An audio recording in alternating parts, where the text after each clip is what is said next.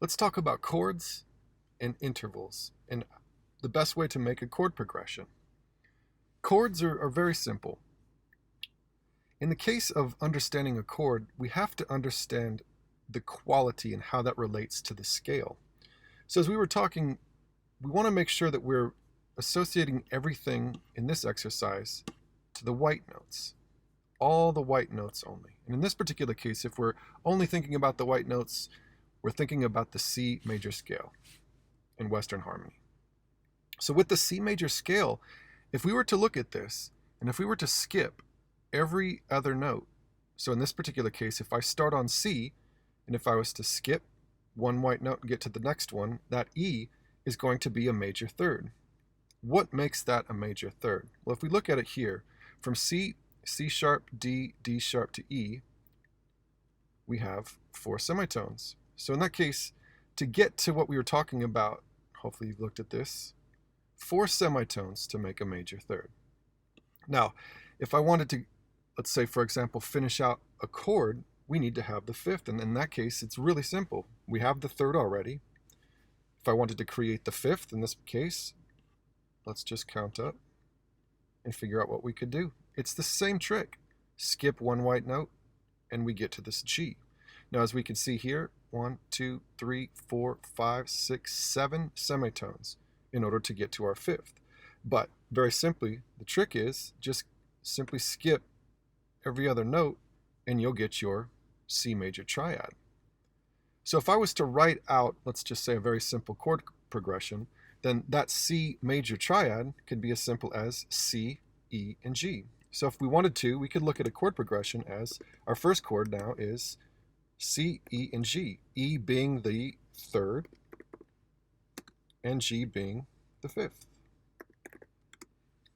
Now, let's do exactly the same thing. Let's think about a chord maybe potentially having the 2nd chord within our progression, starting with E. If we use the same trick, starting here on E, I could then skip every other note, which in that next case, the 3rd would be a G,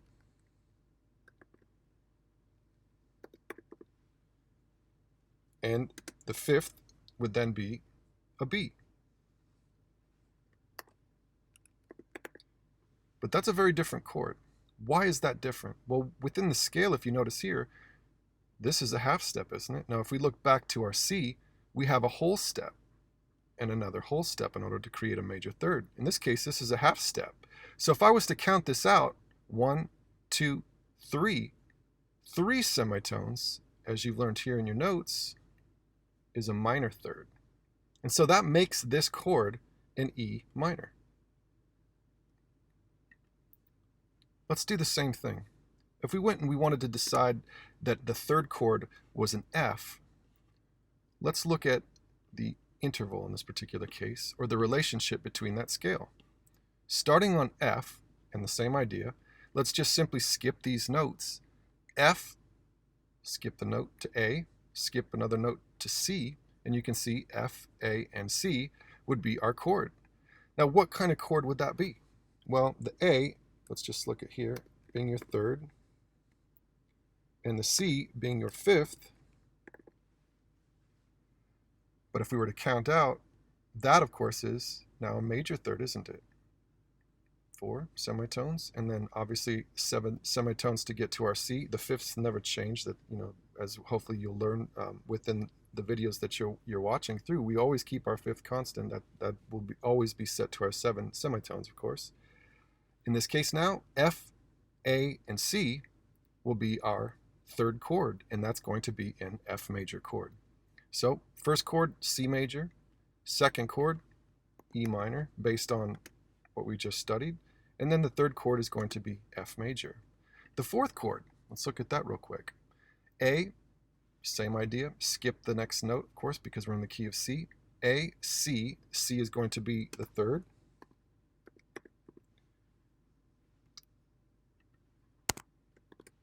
And the 5th is going to be E.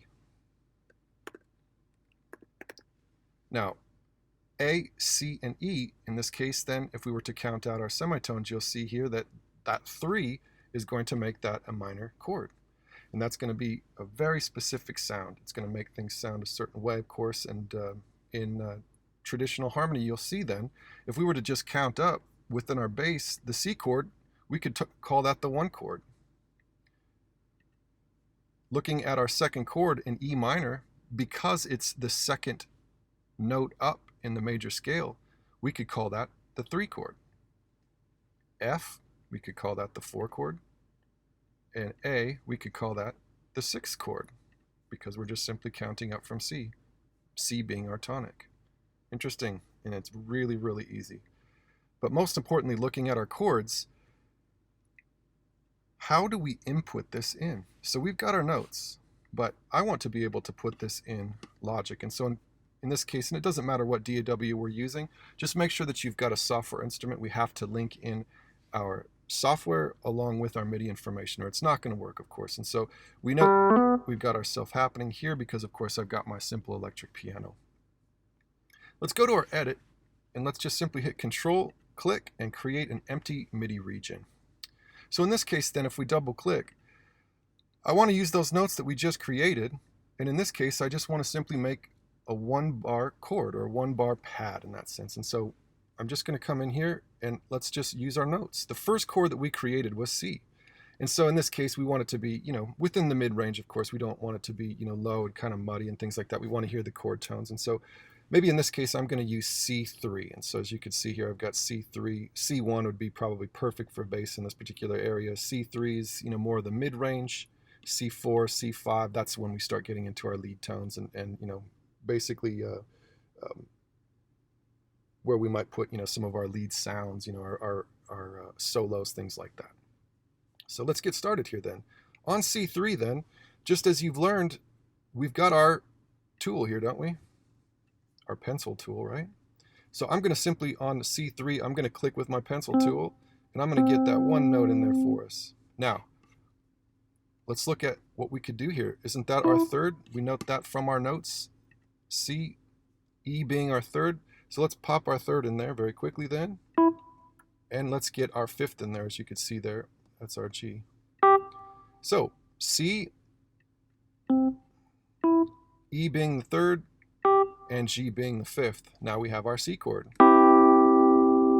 So let's populate our 2nd chord then, and our 2nd bar. Same thing, Control, create an empty region. Now in this case, let's just simply do the same thing. But we're going to change our chord to what we just studied. We want to change that to an E minor. So in this particular case, to change it to an E minor, of course, we have to have E in our bass. So let's just command in our E. And our 3rd is G, of course. And our 5th is B.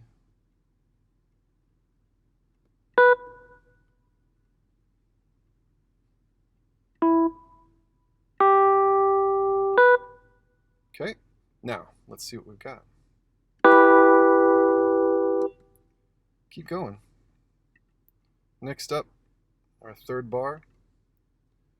Control click, create an empty region.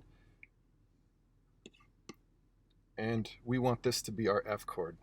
So let's find F. You can see our F positioned here, no problem, right? So let's just pop that in real quick. And our 3rd is going to be the A, based on our notes that we created, of course. And C is going to be our 5th. You can hear here. Noting that every single position starts on the root. So we're going to call this root position as we're rolling through this, right? Now let's do one more. And we'll call this our last chord. Control click to create our empty region. Now I've got our A, and we're going to start on A, of course. Command A. What's next up? Excuse me. A, C, and E.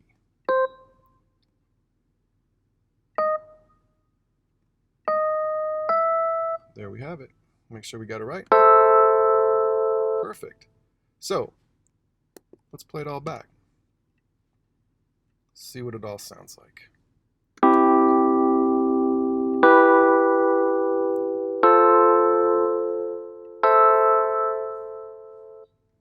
Not too bad, right? Now we've got a problem though. You notice how I'm jumping around using root position throughout. We might want to utilize something called voice leading, and this is very, very important to take into note because it's really, really easy if we understand our chord tones. So as you can see here, I'm starting on my root position. C, E, and G. Now let's go to our second chord and look at how we've got some of these chord tones that are working along with it. So our second chord being the E minor has the third and the fifth in the same chord.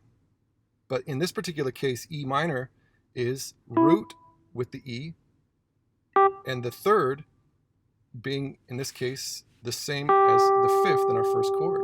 Interesting, right? But notice how our fifth in E minor has got quite the jump, right? So we see that as our B up there.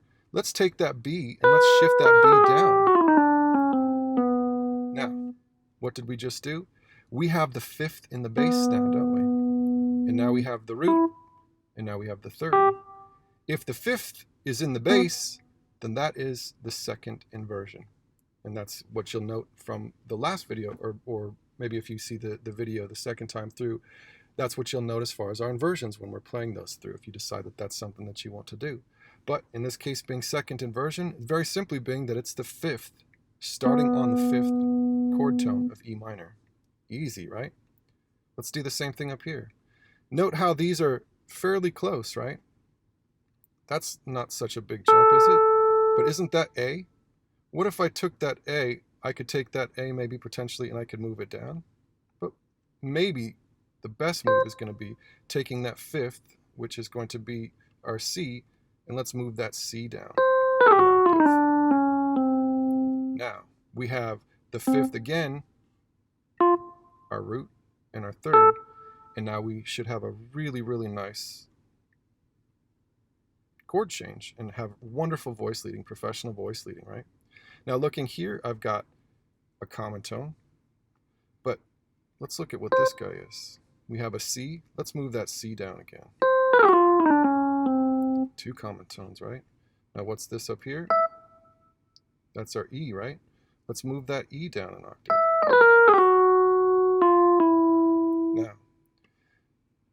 we have voice leading set. So in this particular case, this being then first inversion. Why first inversion? Because we're starting on the third, right? A minor. So if A is the root, we start on the third being the C, our octave up on top. Let's play it through. Let's see exactly what we have with good voice leading. I think you're going to really like the difference.